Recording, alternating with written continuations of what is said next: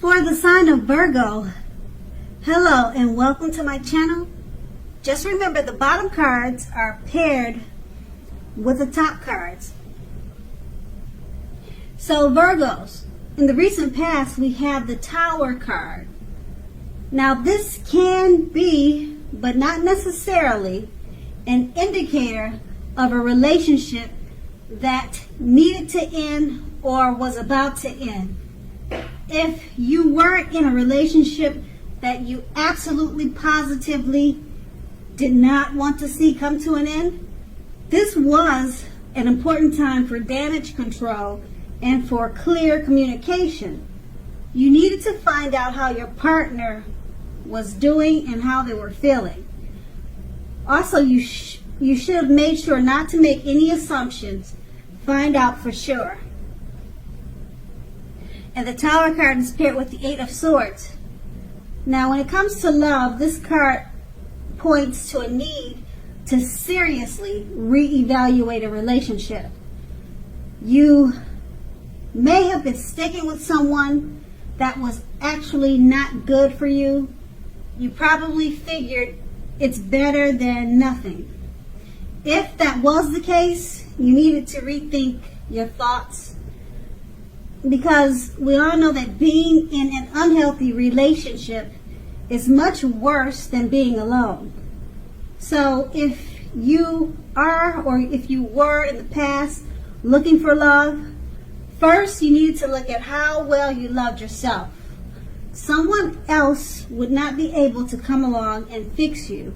You needed to start where you were, or start working on you. And that would have been in the recent past. Now we move on to the present. We have the Queen of Wands. So the Queen of Wands, it can refer to a woman who has a lot of fire energy about her. She could be an Aries, Leo, Sagittarius. But it does not have to be. She could be other signs. But this card stands for those signs. So when we're not referring to an actual person, this card will stand for getting a lot accomplished. And often the focus is on work, career, but it could be relationships, friendships, family, but it's more so towards work. The Queen is a positive, uplifting energy. Now, if this does stand for actual female woman in your life, she's your good friend. She's your best friend. She's 100% on your side, even though she could probably seem sort of self-absorbed. If you are trying to conceive at this time, and this card appears in a reading, it's one of the most positive signs that there can be. Okay, and then that's with the Queen of Wands. And we move on to the Seven of Swords. Okay, so the Seven of Swords.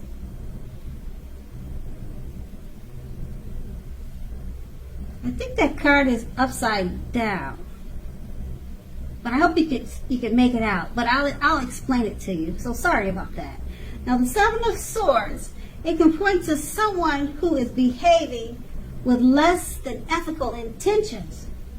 Someone's not doing the right thing by you or in regards to you, or you could be doing that to them. Now, it sometimes could mean that they're prying into your life, or prying into someone's life where they don't belong. This could be you or someone else. Now, if you sense that someone is spying on you, then you're probably right. Also, if you are tempted to dig through someone else's life, go through someone's garbage, unless it's that of your children, your kids, or a child that has given you cause for concern, you need to resist that impulse, because we all know that everyone deserves privacy. Okay, and then that is the present. And with these two cards paired together, the Queen of Wands, it's about a female, a woman in your life, or she's about to come into your life. She's very fiery. She makes a very, very good friend. It stands for a woman in your life. It could be your mother, it could be your sister, your best friend, or it could be someone coming into your life. And she's there for you 100%. And it's paired with the Seven of Swords. Now, because the Seven of Swords is about behaving with less than ethical intentions, or prying into someone's life, I'm not sure if this female is such a positive energy, she wouldn't be doing that to you. So maybe you're suspicious and you'll be doing that to her. Now, a lot of people think good things just don't happen, or they just don't come by that easy. So maybe you'll be spying on her to see if she's really as such as a true blue as she seems. So it just depends on your situation with this female woman. But that's what those two cards are pretty much saying. And that's in the present. Now we move on to the challenge. We have the Justice card. Now this card deals with the ideal of karma and the law of cause and effect. So it's important to remember that not everything you're dealing with is a direct result of your own actions or karma. Just remember that sometimes you'll be called upon to deal with the results of the actions of someone else you care about. And remember that this can sometimes be as difficult and demanding as it is when you're up against something that is completely of your own making. So make sure, don't blame yourself unnecessarily. If you are directly involved in a court case, it is likely to be resolved, at least in a large degree, in your favor. And that's with the Justice card, and it's paired with the Fool card. Now the Fool card is always an indicator of newness in one form or another form, in one way or another way. So in many ways it indicates purity, open-hearted energy, and the innocence of a child. Children are trusting, and trust forms the basis of meaning for this card. Now this is usually considered a positive card, but there are certain things, or maybe one thing in particular, and that is being that it is important to take time to be sure that you are looking where you're going. You have to make sure you watch your steps. Pay attention to where you're going. Trust yourself to take a step into the unknown. That's one thing. But doing it without any thought whatsoever will be a big mistake, as you can clearly see in this picture. It depicts the situation perfectly. And so, with these two cards paired together, the Justice card, it's about dealing with one's own karma. Or it deals with the ideal of karma and the law of cause and effect.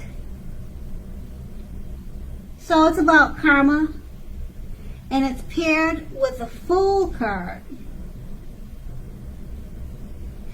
Take time to be sure you're looking where you're going.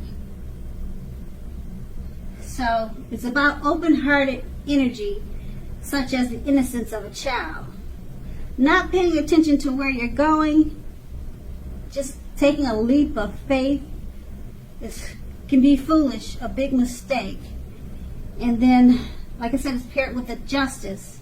So you pretty much don't want to take chances and just do whatever, because it might come back to bite you in the butt. If you just take a leap of faith, you might just fall flat on your face. So that's the challenge. You just watch your steps carefully. You don't want to be foolish about it, because the karma about it will come back and bite you in the butt. Okay, so after the challenge, we're going to move on to the outcome. We have the Eight of Wands. Now, the Eight of Wands, with this card showing up, you can clearly see the picture is stating a lot of things are up in the air. You're probably feeling frustrated and tired of waiting. Now, this card is a perfect indicator or a perfect sign that you have to be patient a while longer. You probably already have done all that you can do, but now decisions must be made by other people. So when this card appears, nothing seems to be moving ahead. Don't try to force things, as that will pretty much backfire on you if you do. Just remember that sometimes our actions, they're all in the wrist. W-R-I-S-T. They're in the wrist. All you can do now is to put your best out there and see where it lands. You've put your best out there, now just wait. That's pretty much what you can do, or what you'll probably be forced to do, is just wait. And it's paired with the Knight of Pentacles. Now this points to messages. Often with messages regards to money and finance, but it could be something else, another matter, another situation. But since it's the Pentacles, Pentacles are about coins. So we'll say this card is reading about coins. But like I said, it doesn't have to be, particularly if you don't have any, so it wouldn't pertain to you. But the Knight of Pentacles, you're likely to finally receive news that you've been waiting on. And the news is good news. Now, it's a very practical card. The Knight tells us to pay attention to the mundane and normal parts of our lives. A wise man once said, take care of the little things, and the big things, they'll all fall into place.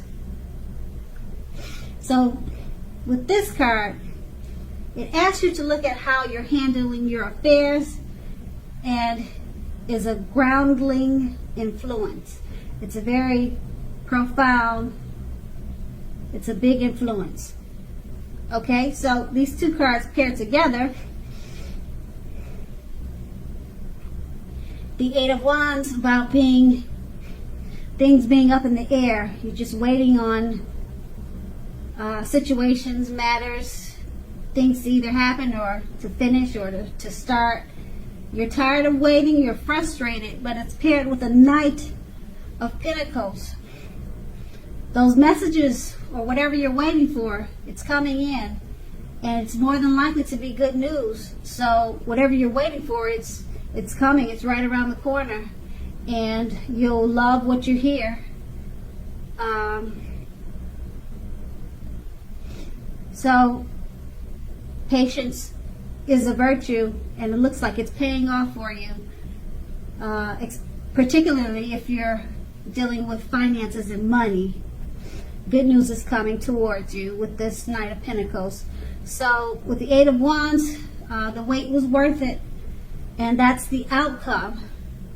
So Virgo, I hope this resonated. As you know, general readings, they don't always resonate with everyone. Then again, if you like this reading, please like, subscribe, leave a comment if that's what you care to do.